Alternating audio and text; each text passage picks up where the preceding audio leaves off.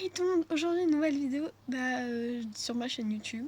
Donc on va réagir à des pires expériences que des gens ont vécues. Donc il y aura des histoires de mes abonnés et des histoires de personnes que je connais pas. N'oubliez pas le commentaire, l'abonnement et le petit like, ça fait plaisir. On rush les 20 abonnés. On a Ambre No qui nous dit: quand j'étais plus jeune et que j'étudiais dans un collège, je passais une avenue assez dangereuse car beaucoup de véhicules passaient en permanence. Un jour, je traverse le passage piéton à mon habitude, juste au moment où le feu fut rouge pour les voitures. Je ne pris pas soin de regarder à gauche et devinez quoi? Un bus fonçait en ma direction. Le voyant arriver de nulle part, fut éjecté sur le trottoir au contact du véhicule. Tu prends un bus. Je pense qu'il y a la moitié des gens qui... Parce que se prendre un bus et survivre, en plus t'étais jeune, au collège, tu te prends un bus. Déjà, faut faire attention quand vous traversez, même si vous avez la tête ailleurs, faut quand même penser à regarder où est-ce que vous marchez, s'il y a feu rouge, feu vert, feu orange, je sais pas. Mais faites attention aussi aux passages piétons, parce que les passages piétons sont pas là pour faire beau, sont là pour marcher. Pour le conducteur, pendant la nuit, il voit qu'il y a un passage piéton, parce qu'il y a des gens qui traversent, ils sont pas sur le passage piéton, ils sont au milieu de la route. Et là, en plus, être en collège. En plus, c'est jeune quand même pour se prendre un bus. Alors, deuxième anecdote de Caroline. Nous sommes en 1900. J'ai 13 ans. Je suis sur une plage du sud-est de la France avec ma famille. Et je joue à Mastermind avec ma mère. C'est un jeu de société très connu.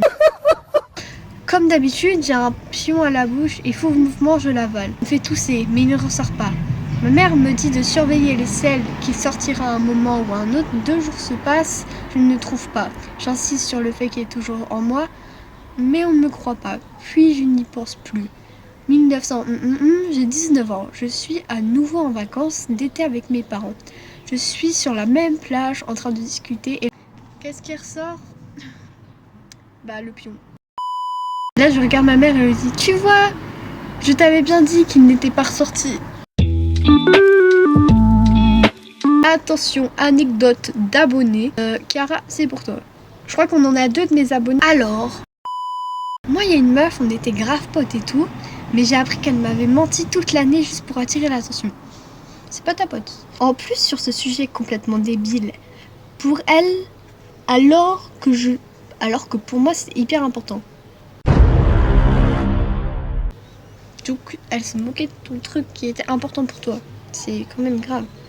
Du coup, je les ai confrontées, mais elle a fait me dire des trucs genre: t'as tout imaginé, j'ai jamais dit ça de toute façon, c'est que du foot.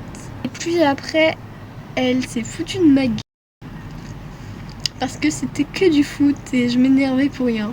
En plus, moi j'avais des doutes sur le fait qu'elle mentait, mais c'était ma pote donc je voulais lui faire confiance. Le fait qu'elle nie ce qu'elle a fait et de me rejeter la faute sur moi, ça me blessait. Vraiment, elle a gâché mon année et j'ai perdu mon temps avec elle. Surtout qu'elle m'éloignait de mes autres potes.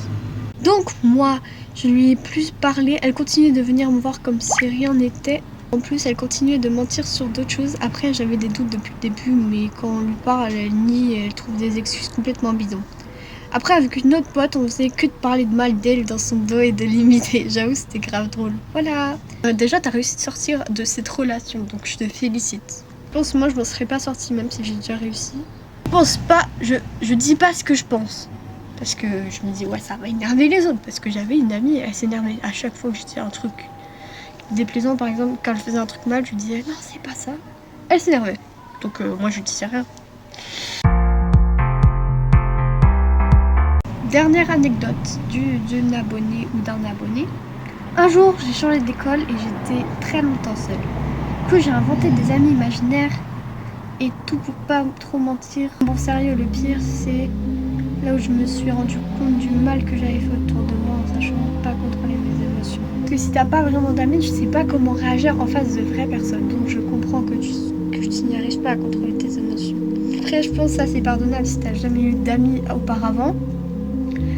C'est pardonnable parce que tu peux dire, ouais, t'es ma première amie, je sais pas contrôler mes émotions en face de quelqu'un.